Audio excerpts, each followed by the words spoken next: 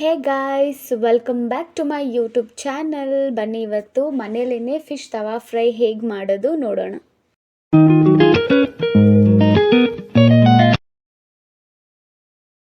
ಮೊದಲಿಗೆ ನಾನು ಶುಂಠಿ ಬೆಳ್ಳುಳ್ಳಿ ಪೇಸ್ಟ್ನ ನಾನು ರೆಡಿ ಮಾಡಿ ಇಟ್ಕೊಂಡಿದ್ದೆ ರುಬ್ಕೊಂಡು. ಅದಕ್ಕೆ ಇವಾಗ 2 ಸ್ಪೂನಷ್ಟು ಖಾರ ಪುಡಿ ಹಾಕ್ಕೊತಾ ಇದ್ದೀನಿ.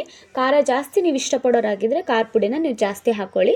ಅದಾದಮೇಲೆ ಇವಾಗ 1 ಸ್ಪೂನಷ್ಟು ಉಪ್ಪು ಹಾಕ್ಕೊತಾ ಇದ್ದೀನಿ. ನೀವು ರುಚಿಗೆ ಎಷ್ಟು ಬೇಕು ಉಪ್ಪನ್ನ ನೋಡಿಕೊಂಡು ಹಾಕ್ಕೊಳ್ಳಿ. ಇವಾಗ 1 ಸ್ಪೂನಷ್ಟು ಧನಿಯಾ ಪುಡಿನ ನಾನು ಹಾಕ್ಕೊತಾ ಇದ್ದೀನಿ. ನೀವು ಗರಂ ಮಸಾಲ ಪುಡಿ ಕೂಡ ಹಾಕೋಬೋದು, ಇಲ್ಲಾಂದರೆ ಸ್ಕಿಪ್ ಮಾಡ್ಕೋಬೋದು. ಇವಾಗ ಒಂದು 1/2 ಸ್ಪೂನಷ್ಟು ನಾನು ಅದಕ್ಕೆ ಅರಿಶಿನ ಪುಡಿ ಹಾಕ್ಕೊತಾ ಇದ್ದೀನಿ. ಅದಾದಮೇಲೆ ಚಿಕ್ಕದಾಗಿ ಹೆಚ್ಚಿ ಇಟ್ಕೊಂಡಿರೋವಂತಹ ಕರಿಬೇವನ್ನ ನಾನು ಹಾಕ್ಕೊತಾ ಇದ್ದೀನಿ. ಆ್ಯಂಡ್ ಹಾಗೆ ಕೊತ್ತಂಬರಿ ಸೊಪ್ಪನ್ನು ಒಂದು ಸ್ವಲ್ಪ ಕೊತ್ತಂಬರಿ ಸೊಪ್ಪು ಕೂಡ ಹೆಚ್ಚಿಟ್ಕೊಂಡಿದ್ದೆ, ಆ ಕೊತ್ತಂಬರಿ ಸೊಪ್ಪು ಕೂಡ ಹಾಕ್ಕೊತಾ ಇದ್ದೀನಿ. ಇದೆಲ್ಲ ಹಾಕೊಳ್ಳೋದ್ರಿಂದ ಕರಿಬೇವು ಕೊತ್ತಂಬರಿ ಒಳ್ಳೆ ಟೇಸ್ಟ್ ಬರುತ್ತೆ, ಒಳ್ಳೆ ಸ್ಮೆಲ್ ಬರುತ್ತೆ. 1 ನಿಂಬೆಹಣ್ಣು ನಾನು ತೊಗೊಂಡಿದ್ದೆ, 1ಅಲ್ಲಿ ನಾನು 1/2 ನಿಂಬೆಹಣ್ಣು ನಾನು ಹಾಕ್ಕೊತಾ ಇದ್ದೀನಿ. ಇದೆಲ್ಲ ಹಾಕ್ಕೊಂಡಾದ್ಮೇಲೆ ನಾನಿವಾಗ ಕ್ಲೀನಾಗಿ ಮಿಕ್ಸ್ ಮಾಡ್ಕೊತಾ ಇದ್ದೀನಿ.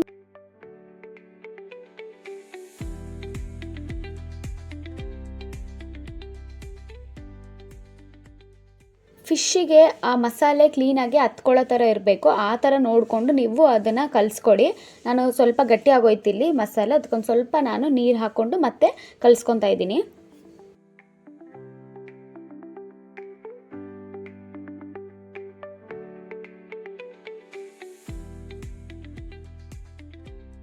ತುಂಬ ತೆಳ್ಳಗೆ ಮಾಡ್ಕೋಬೇಡಿ, ಅದು ಮಸಾಲೆ ಕ್ಲೀನಾಗಿ ಹತ್ಕೊಳ್ಳಲ್ಲ. ಈ ಲೆವೆಲ್ಗೆ ಬಂದರೆ ಅಷ್ಟೇ ಸಾಕು. ಇವಾಗ ಆಲ್ರೆಡಿ ನಾನು ಕಲಸಿಟ್ಟಿರೋದು ಕರೆಕ್ಟಾಗಿದೆ, ಇಷ್ಟು ಬಂದರೆ ಅಷ್ಟೇ ಸಾಕು. ಇವಾಗ 1 ಬೈ 1 ಫಿಶ್ಶಿಗೆ ಕ್ಲೀನಾಗಿ ಆ ಮಸಾಲೆನ ಹಾಕ್ಕೊತಾ ಹೋಗ್ತೀನಿ. ಗ್ಯಾಪ್ ಎಲ್ಲೂ ಕೊಡಬೇಡಿ, ಕ್ಲೀನಾಗಿ ಹಚ್ಕೊಳ್ಳಿ ಫಿಶ್ಶಿಗೆ ಎಲ್ಲ ಕಡೆನೂ. ನೀವು ಲೈಟಾಗಿ ಹಚ್ಚಿದ್ರೂ ಸಾಕು, ಮಸಾಲೆ ಚೆನ್ನಾಗಿ ಹತ್ಕೊಳ್ಳುತ್ತೆ. ಇಲ್ಲ ನಿಮ್ಗೆ ಜಾಸ್ತಿ ಮಸಾಲೆ ಥರ ಬೇಕು ಅಂತಂದರೆ ನೀವು ಅದ್ರ ಮೇಲೆ ಥಿಕ್ನೆಸ್ ಜಾಸ್ತಿಯಿಂದ ಹಚ್ಕೊಳ್ಳಿ, ಇನ್ನೂ ಚೆನ್ನಾಗಿರುತ್ತೆ.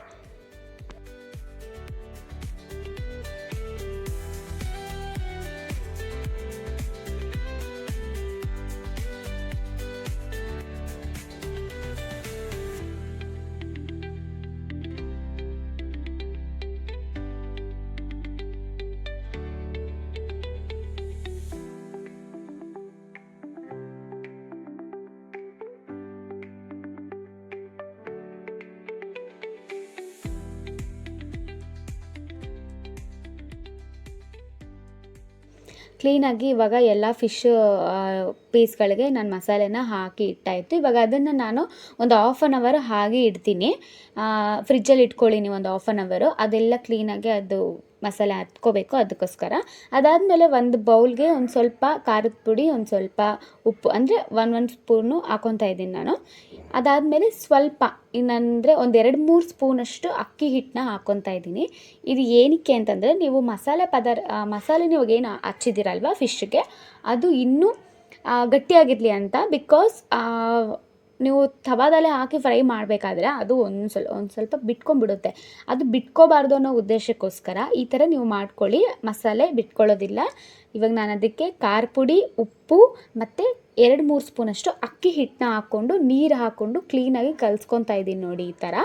ಈ ಥರ ಕಲಿಸ್ಕೊಂಡಾದ್ಮೇಲೆ ನೀವು ತವಾ ಫ್ರೈ ಮಾಡಬೇಕಾದ್ರೆ ಇದನ್ನು ಹಾಕ್ಕೊಂಡ್ರೆ ಆ ಮಸಾಲೆ ಏನಿದೆ ಅದು ಬೀಳೋದಿಲ್ಲ, ಉದುರಿ ಬೀಳಲ್ಲ.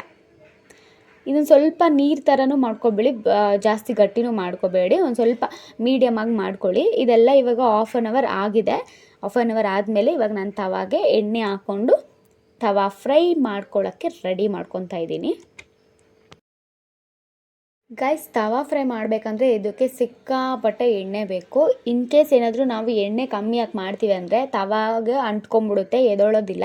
ಅದಕ್ಕೋಸ್ಕರ ಕ್ಲೀನಾಗಿ ಫಸ್ಟು ತವಾ ಮೇಲೆ ಆಯಿಲ್ನ ಹಾಕ್ಕೊಂಡು ಇವಾಗ ಒಂದೊಂದೇ ಸ್ಲೇಸ್ ನಾನು ಆ ತವಾ ಮೇಲೆ ಇಡ್ತಾ ಇದ್ದೀನಿ. ಮೀಡಿಯಮ್ ಫ್ಲೇಮಲ್ಲಿ ಇಟ್ಕೊಂಡು ನಿಧಾನಕ್ಕೆ ಫ್ರೈ ಮಾಡ್ಕೊಳ್ಳಿ.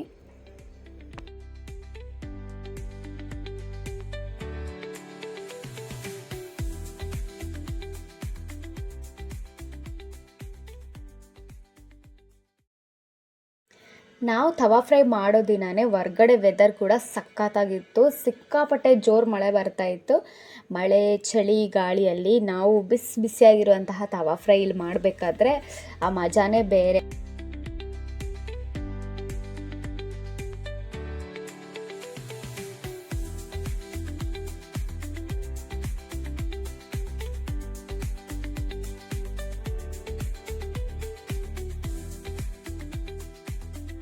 ಒಂದು ಸೈಡು ನಾವು ಕ್ಲೀನಾಗಿ ರೋಸ್ಟ್ ಮಾಡ್ಕೊಂಡು ಆದಮೇಲೆ ಇವಾಗ ತಿರುಗಿಸಿ ಹಾಕಿ ಆದಮೇಲೆ ನಾನು ಫಸ್ಟಿಗೆ ನಿಮಗೆ ತೋರಿಸಿದ್ದೆ ಕಲಸಿಟ್ಕೊಂಡಿದ್ದೆ. ಇದೇನೆಂದರೆ ಉಪ್ಪು ಖಾರ ಮತ್ತು ಅಕ್ಕಿ ಹಿಟ್ಟು ಹಾಕ್ಬಿಟ್ಟು ಕಲಸಿಟ್ಕೊಂಡಿದ್ದನ್ನ ನಾನು ಇವಾಗ ಇದ್ರ ಮೇಲೆ ಹಾಕ್ಕೊತಾ ಇದ್ದೀನಿ. ಏನಕ್ಕಂತಂದರೆ ನಾನು ಅವಾಗೆ ಹೇಳ್ದಂಗೆ ನಿಮಗೆ ಮಸಾಲೆಗಳು ಯಾವುದೂ ಉದುರಬಾರ್ದು ಅಂತ ಅಷ್ಟೇ. ಆ್ಯಂಡ್ ಇದು ಹಾಕೋದ್ರಿಂದ ಟೇಸ್ಟ್ ಕೂಡ ಡಿಫ್ರೆಂಟ್ ಆಗಿರುತ್ತೆ.